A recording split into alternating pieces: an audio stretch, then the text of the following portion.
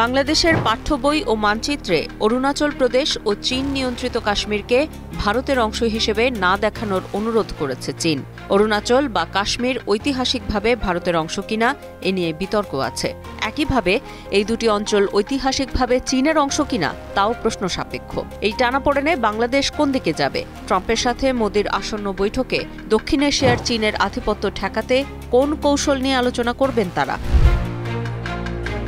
চীনের সাথে ভারতের সীমান্ত বিরোধ ভারতের স্বাধীনতার আগে থেকেই। কাশ্মীর ও অরুণাচলের ওপর প্রতিবেশী তিব্বতের দাবি ঐতিহাসিক। ব্রিটিশ পররাষ্ট্র সচিব হেনরি ম্যাকমোহনের মধ্যস্থতায় ভারত ও তিব্বতের মধ্যে ১৯১৪ সালে সিমলা চুক্তি হয়। এই চুক্তিতে ম্যাকমোহন লাইনের মাধ্যমে ভারত ও তিব্বতের সীমানা নির্ধারণ করা হয়। পরবর্তীতে চীন তিব্বত দখল করে নেয়। চীন দাবি করে তিব্বত কখনো স্বাধীন দেশ ছিল না এবং তাদের চুক্তি করার কোনো অধিকার নেই। কাশ্মীর ও অরুণাচল নিয়ে পুরনো দাবি নতুন করে তোলে চীন। শেখ হাসিনার আমলে চীন নিয়ন্ত্রিত কাশ্মীর এবং ভারত নিয়ন্ত্রিত অরুণাচল দুই অঞ্চলকেই ভারতের অংশ হিসেবে পাঠ্য বইয়ে দেখানো হয়। এখানেই আপত্তি চীনের। বাংলাদেশকে দেয়া চিঠিতে চীন দাবি করেছে এই অঞ্চলগুলো ঐতিহাসিকভাবেই চীনের অংশ। চীনের দাবি এই এলাকাগুলো নিয়ে চীনের সার্বভৌমত্ব বিতর্কের ঊর্ধ্বে। তাদের যুক্তি, সীমারেখা একটি দেশের সার্বভৌমত্ব এবং অখণ্ডতা চর্চার মূল ভিত্তি।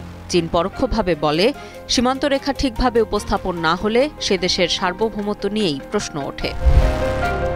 কিন্তু চীন যে বিষয়গুলোকে বিতর্কের ঊর্ধ্বে বলছে, সেই প্রশ্নগুলো কখনোই বিতর্কের ঊর্ধ্বে ছিল না।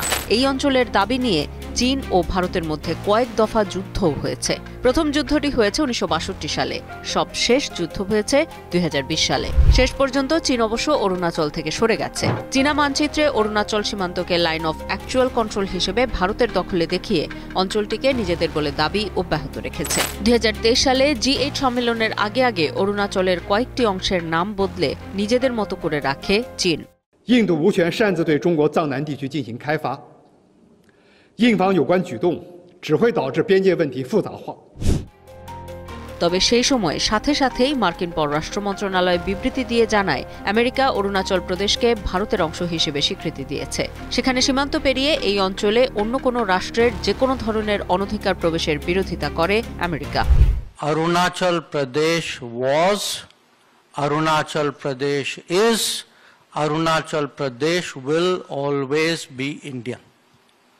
And I hope I'm saying it so clearly that not only in the country but beyond the country also people get that message very, very clear. এবারও মার্কিন রাষ্ট্রপতি ডোনাল্ড ট্রাম্পের সাথে ভারতের প্রধানমন্ত্রী নরেন্দ্র মোদির বৈঠকের আগে অরুণাচল নিয়ে নতুন বিতর্ক তুলল চীন। মোদি ট্রাম্প বৈঠকে দক্ষিণ এশিয়ায় চীনা আধিপত্য বিস্তার নিয়ে কথা তো হবেই, সেখানে অরুণাচল নিয়েও আলোচনা উঠতে পারে। বাংলাদেশ অবশ্য এই আলোচনায় মধ্যপন্থী নীতির সিদ্ধান্ত নিয়েছে। এই মুহূর্তে পাঠ্য বইয়ে কোনো পরিবর্তন আনা হচ্ছে না। ভবিষ্যতে সমন্বিতভাবে বিষয়টি সুরাহা করা হবে এমন আশ্বাস দেয়া হয়। অন্যদিকে পররাষ্ট্র উপদেষ্টা তৌহিদ হোসেন বলেছেন, বাংলাদেশকে ভারত, চীন ও মার্কিন যুক্তরাষ্ট্রের সঙ্গে ভারসাম্যপূর্ণ সম্পর্ক বজায় রাখতে হবে, কারণ এই তিন দেশই বাংলাদেশের জন্য কৌশলগত দিক দিয়ে গুরুত্বপূর্ণ। তিনি বলেন, বাংলাদেশ অবশ্যই তার নিজের স্বার্থ রক্ষা করে এই তিনটি দেশের সঙ্গে ভারসাম্যপূর্ণ সম্পর্ক বজায় রাখবে।